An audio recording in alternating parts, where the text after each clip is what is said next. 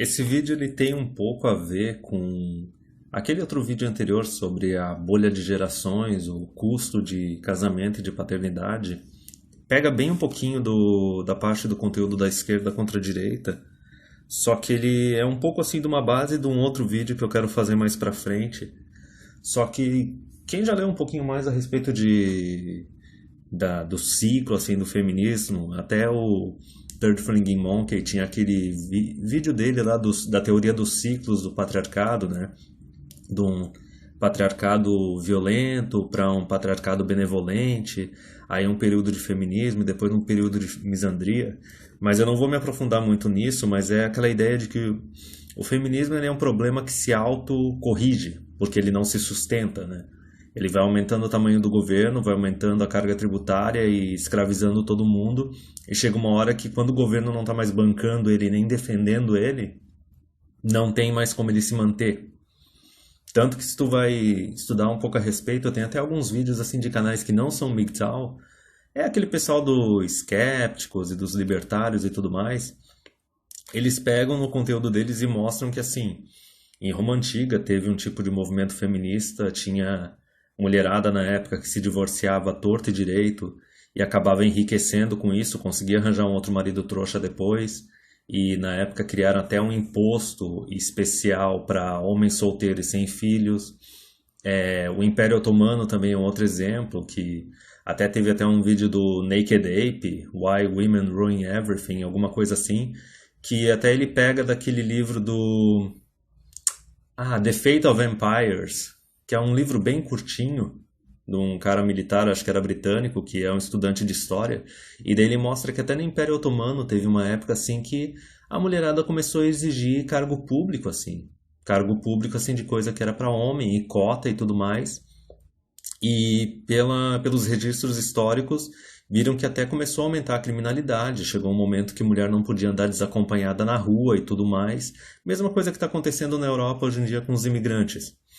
Mas assim, essa é meio que não é bem uma teoria, é meio que uma ideia que eu já tenho há um tempo, que também se baseou naquele vídeo do Barbarossa sobre o Post-Feminist Man. Eu vou colocar no link desse vídeo. Só que assim, é aquela ideia, o feminismo está intimamente ligado ao comunismo. Ele veio mais ou menos assim, desde a mesma época, lá 1850 até 1900. Mesmo porque o Marx e o Engels eles tinham aquela ideia de que tem que acabar com a família, tem que acabar com a família nuclear. E daí como é que eles fazem isso? Bem, eles divorciam as mulheres dos homens e fazem elas se casarem com o Estado, ou se casarem com todos os homens, sabe? Tendo uma sociedade assim toda de poligamia totalmente aberta. Por quê? Porque isso acaba com a herança. E também acaba com a paternidade. Nenhum homem sabe quem é filho de quem. A mulher sempre sabe porque o filho vai estar saindo dela, mas o homem nunca sabe. E assim, eu achava que se o negócio continuar tendendo para a esquerda, o negócio meio que não tem solução. É uma coisa que eu pensava há um tempo atrás. Mas com esse negócio até do texto do Misandry Bubble, que eu vou linkar aí também, e daí de tu ver o que acontece na Europa, né, que os muçulmanos que foram para a Europa são aqueles caras que são ferrados, que não conseguem mulher na sociedade onde eles estão, porque são sociedades que têm poligamia, é uma poligamia patriarcal, mas enfim, esses caras migram para outro lugar e começam a conquistar e começam a quebrar tudo. Então, assim, uma sociedade que implementar esse tipo de feminismo, de liberar total a mulherada, fazer elas casarem com o Estado, ou fazer nenhuma mulher ser de homem nenhum, os homens não vão aceitar isso, eles não têm por que aceitar. E eles começam a resistir da forma deles, seja através de MGTOW, seja virando extremamente religioso muçulmano e começando a quebrar tudo. E é uma coisa que não se sustenta porque uma hora o dinheiro do Estado termina ou os escravos que estão bancando tudo começam a quebrar tudo. Mas enfim, a ideia que eu tive era meio que assim, que tu divide o feminismo em 3 períodos. Tu tem o período pré-feminista, tu tem o período feminista e daí tu tem o período pós-feminista. E daí eu usei umas datas que é mais ou menos o seguinte. Período pré-feminista, tá? Até mais ou menos lá 1950. De 1850 a 1900 até 1950. E eu não vou aprofundar muito, mas assim, é uma distinção bem nítida e clara, que é o seguinte, ó. Até aquela época a mulher ela era obrigada a casar e ter filhos. Resumindo, se casar, se tornar uma esposa, se tornar uma mãe, para ela não era uma opção, era uma obrigação. Mesmo porque a mulher ela só podia trabalhar e estudar se ela tivesse permissão do marido ou permissão do pai dela, se ela fosse solteira. Ela não tinha opção, ela tinha que pedir permissão para trabalhar e estudar. Só que a parte assim de casar e ter filhos era obrigação. E daí, por outro lado, o homem era obrigado a sustentar a mulher, só que ele podia mandar na mulher. É aquela parte que o DDJ fala do contrato social. Existia um contrato social entre homem e a mulher. A mulher ia dar algo pro cara e o cara ia dar algo para ela, entendeu? Ela ia ser fiel, cuidar da casa do cara e se comprometer a dar filhos para ele.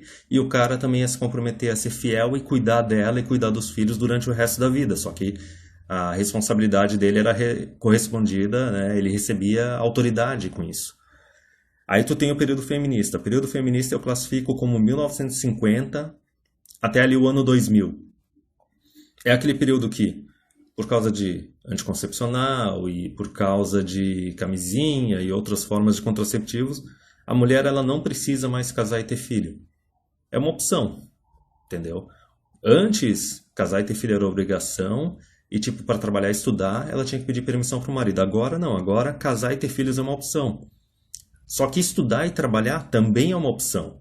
Resumindo, a mulher tem a opção de ser uma dona de casa e arranjar alguém para ficar bancando ela, e ela tem a opção de seguir carreira. E detalhe, ela pode ainda fazer as duas coisas, e o governo ainda estava jogando dinheiro para ajudar.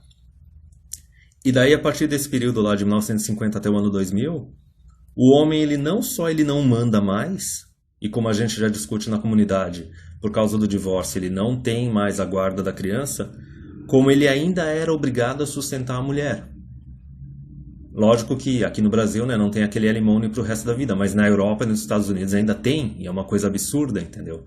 E tinha muita gente que se casava jovem sem saber a arapuca que estava se metendo. Então esse é o período feminista, a mulher tinha a opção dos dois lados, tudo quanto é opção e o homem continuava sendo obrigado a sustentar, 1950 até ano 2000. O que eu chamo assim de período pós-feminista é depois do ano 2000.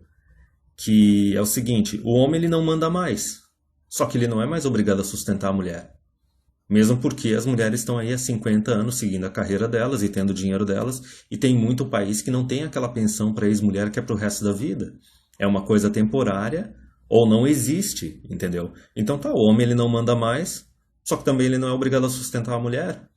Ou até mesmo faz um filho assim na união estável, sem nem estar morando junto, nem nada disso, e daí não entra aquela parte da lei dele ser obrigado a sustentar ela. Logicamente não tem a guarda, que é uma injustiça, mas é aquela coisa. Pensão é para sustentar a criança. E a partir ali do ano 2000, a mulher ela tem a opção de ser uma dona de casa se ela conseguir encontrar aquela fatia mínima de homem que tem grana pra caramba e está disposto a ter uma dona de casa, uma mulher que não se sustenta, e o cara tem que ser muito trouxa para aceitar isso hoje em dia. Então, assim, ela já não tem tanta opção de se casar e ser uma dona de casa. E agora, a parte de estudar e trabalhar, que antes para a mulher era uma opção, é uma obrigação.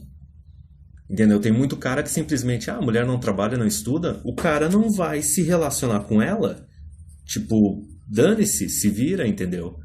E é aquele detalhe, né? A mulher, ela precisa muito mais do homem do que o homem precisa da mulher. E eu vou linkar o artigo do Misandry Bubble, é para quem entende inglês, é uma leitura bem extensa, e assim, ó, o cara escreveu um negócio em 2010, ele meio que previu assim, o que ia acontecer até 2020, assim, ó, o cara acertou muita coisa. E eu vou linkar também esse vídeo do Barbarossa, que deu essas ideias, é um videozinho bem curto também em inglês, tem outro do Sargon que é interessante, que é sobre essa ideia assim da liberação, assim, do como o feminismo libertou o homem para assim, o cara também não ter aquela pressão social e não ser obrigado a sustentar a mulher. E se ele quiser viver solteiro de boas ou viver com amigos e sair pegando mulher, é aquela coisa, né? O sexo fora do casamento também perdeu o estigma, isso também beneficiou o homem.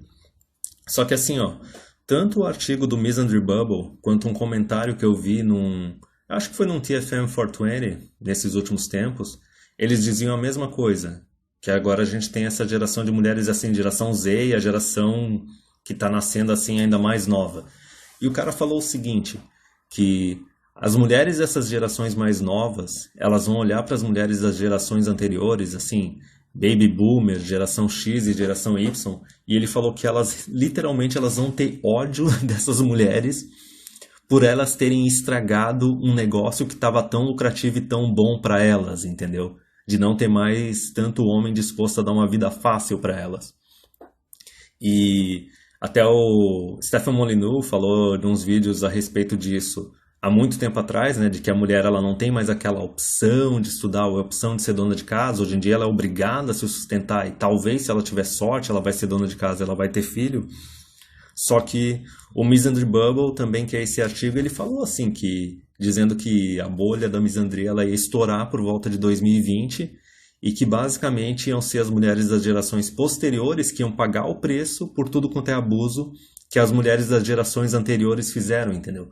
Por causa do grau de desconfiança que elas criaram nos homens e fizeram com que os homens não estejam mais tão dispostos a dar uma vida fácil para as mulheres.